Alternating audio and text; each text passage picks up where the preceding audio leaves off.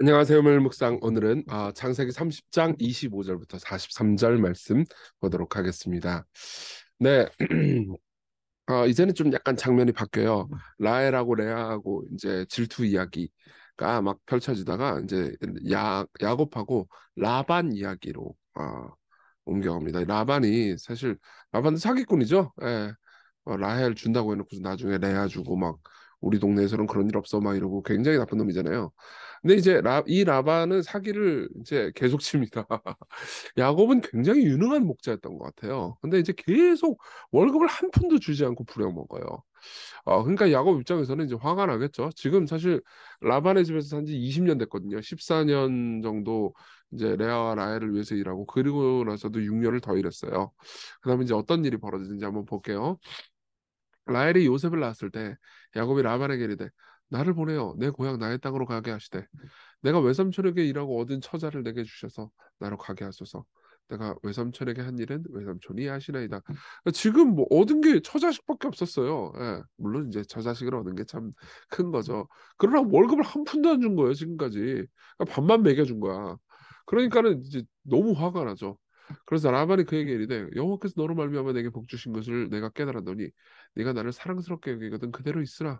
또 이르되 네 품삯을 정하라. 내가 그것을 줄이라 이렇게 이야기를 합니다. 그러니까 이제 이 라반 입장에서 큰일 난 거예요. 야곱이 굉장히 유능한 목자인데 이 노동력을 잃으면 큰일이잖아요. 그러니까 사장 입장에서는 고심에 빠집니다. 그래서 알았어. 연봉 얼마 줘? 이렇게 한번 네가 정해봐 일단 한번 얘기 좀 해봐 이렇게 합니다. 그러니까는 야곱이 말하는 이제 연봉 협상을 하려면 지금까지 내 성과를 얘기해 줘야 될 거 아니야. 그죠? 그래서 이렇게 얘기합니다. 야곱이가 이르되 내가 어떻게 외삼촌을 섬겼는지 어떻게 외삼촌의 가축을 쳤는지 외삼촌이 아시나이다. 내가 오기 전에는 외삼촌의 소유가 적더니 번성하여 때를 이루었으니 내 발이 이르는 곳마다 여호와께서 외삼촌에게 복을 주셨나이다. 그러나 나는 언제 내 집을 세우리이까? 이거는 연봉 협상이라기보다는 거의 하소연인데. 근데 어쨌든 지금 굉장히 마음이 힘든 거죠.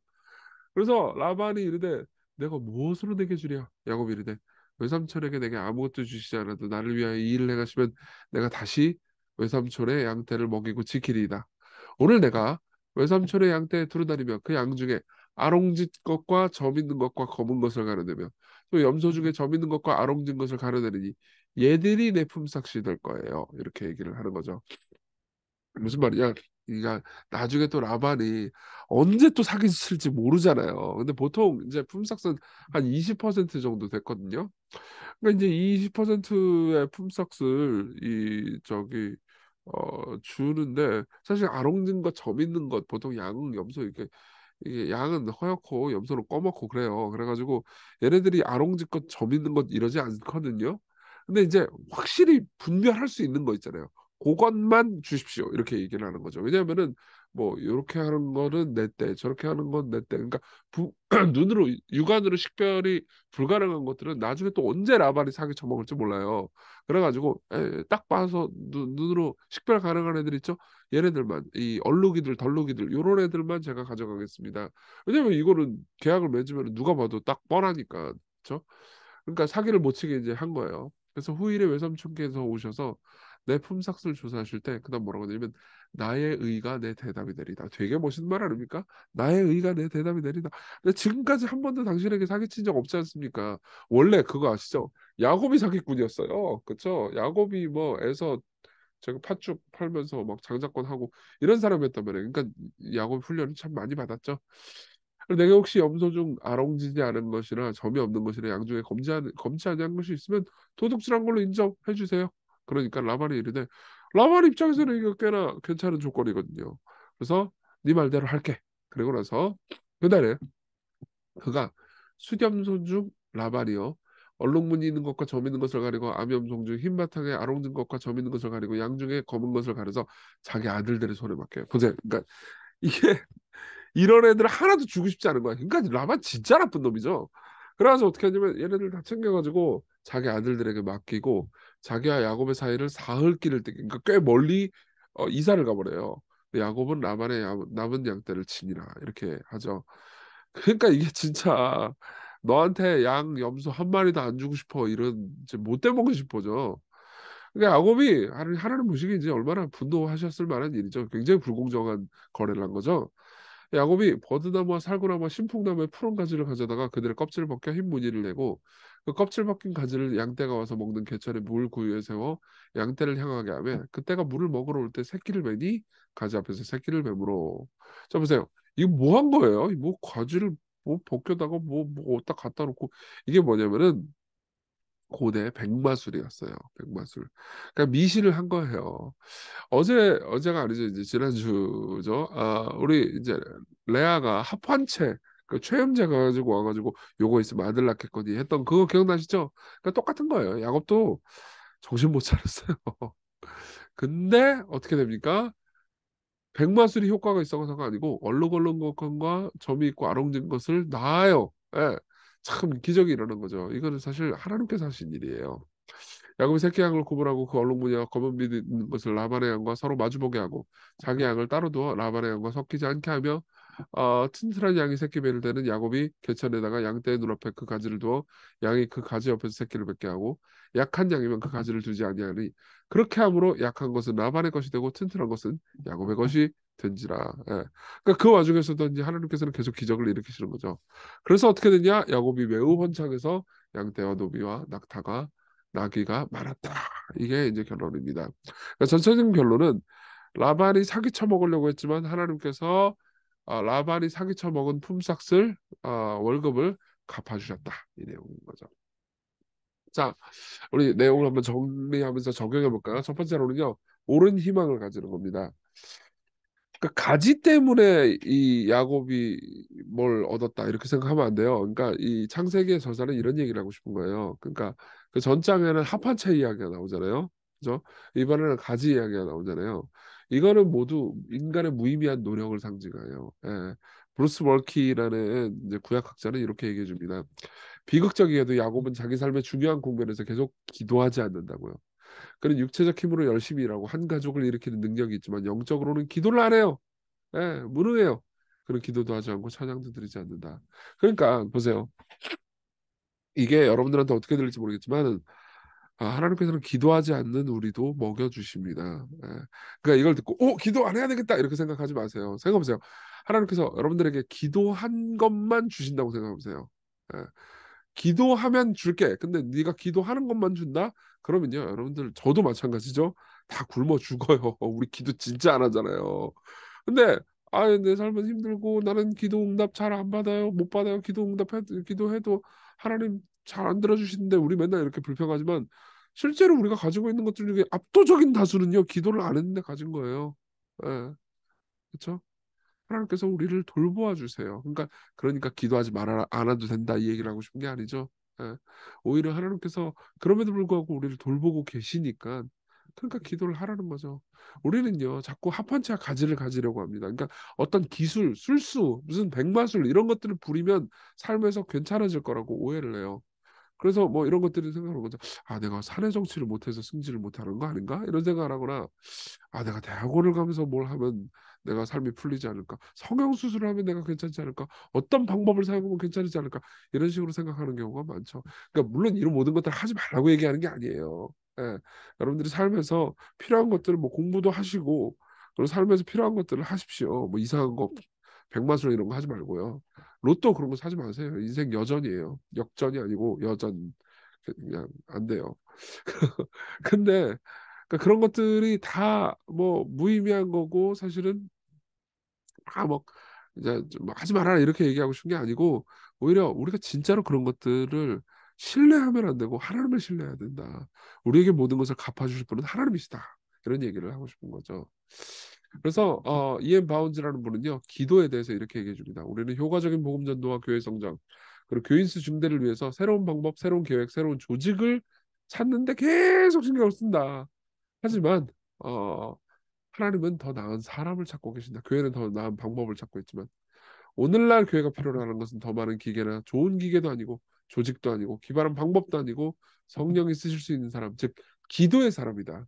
기도에 능한 사람이다. 성령은 방법을 통해서 흘러나오지 않고 사람을 통해서 역사하시고요. 하나님께서는요, 성령께서는요, 기계에 임하지 않고 사람에게 임하시죠. 네. 여러분 기도하기로 결심하십시오. 기도에 희망을 품으십시오. 기도하면서 하나님께 희망을 품으십시오. 두 번째로는요, 공정하신 하나님을 보는 겁니다. 하나님은 공정하시기 때문에 야곱에게 갚아준 거예요. 야곱이 기도를 안 했지만 하나님께서는 야곱을 긍휼히 여기셨죠. 그래서 고든 웨남은요 이렇게 얘기해 줍니다. 구약학자요. 하나님은 인간의 속임수, 라반의 속임수에서 좌절되지 않으신다는 것과 정의는 마침내 승리한다는 것, 그리고 그의 백성들에 대한 땅과 보호하심에 대해서 약속과 열국에게 복 주신다는 언약이 어떤 방해에도 불구하고 성취되리라. 이거를 하나님께서 말씀하고 싶으신 거죠. 여러분 보십시오. 하나님께서요, 여러분들의 삶에서 억울한 일을 겪잖아요. 그럼 내버려 두시지 않습니다. 그걸 반드시 갚아주실 겁니다. 여러분, 이 예수님을 생각해 보십시오. 예수께서요, 야고보다 훨씬 더 의로우신 분이세요. 예. 그분이야말로 성부 하나님 앞에서 33절에 야곱이 말했던 것처럼 내 품삯을 조사하실 때 나의 의가 내 대답이 되리이다 라고 말씀하실 수 있는 분이셨어요. 근데도 불구하고 성부 하나님은 예수님을 외면하셨죠. 왜요? 우리가 불의하지만 그럼에도 불구하고 우리 삶에서 억울한 일을 갚아주시기 위해서였어요. 그분이 여러분들의 의가 되실 겁니다. 그분이 여러분들의 억울함의 대답이 되실 겁니다. 같이 기도할 때 살면서 우리가 불공정과 불의를 많이 경험하지만 하나님의 갚으심을 신뢰할 수 있게 해달라고. 그리고 예수님께서 인내하셨는데 우리도 더불어서 인내하는 삶을 오늘 살아가게 해달라고, 하나님 신뢰할 수 있게 해달라고, 기도할 수 있게 해달라고 같이 기도합시다.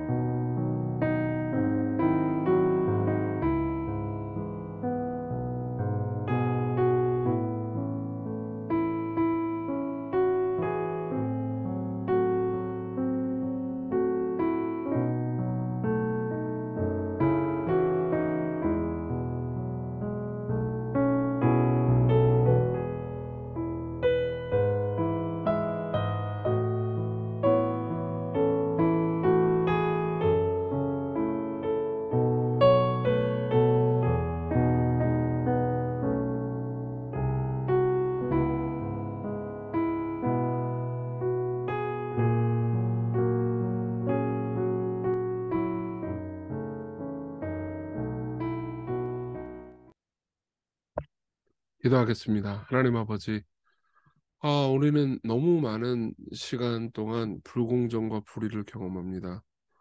하지만 하나님께서는 우리의 의가 아니고 우리를 긍휼히 여기셨기 때문에, 예수님의 의 때문에 우리에게 갚아주십니다.